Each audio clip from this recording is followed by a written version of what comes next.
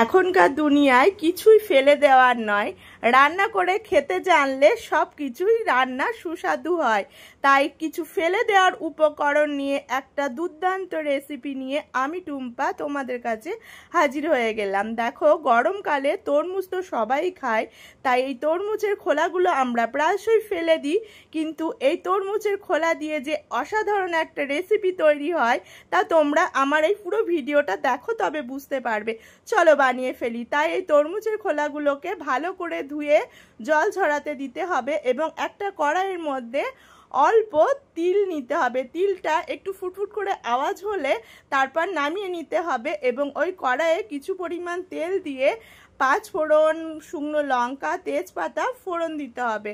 ফোড়নটা একটু ভাজা ভাজা হয়ে গেলে তার মধ্যে কেটে রাখা তরমুজের খোলাগুলো দিয়ে কিছুক্ষণ নাড়াচাড়া করতে হবে।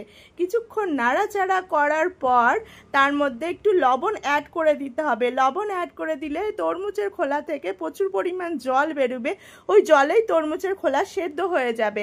তারপরে কিছুক্ষণ পর ঢাকা খুলে দেখো তরমুজের খোলা কিন্তু প্রায়শই সেদ্ধ হয়ে গেছে। এর মধ্যে কাঁচা লঙ্কা অ্যাড করতে হবে এবং যে তিলটা আমি ভেজে রেখেছিলাম ওটা মিক্সারে বেটে ওর মধ্যে দিয়ে অ্যাড করতে হবে। দেখো, তারপর কিছুক্ষণ নাড়াচাড়া করার পর দেখো কত সুন্দর একটা দুর্দান্ত রেসিপি তৈরি হয়ে গেছে। দেখো।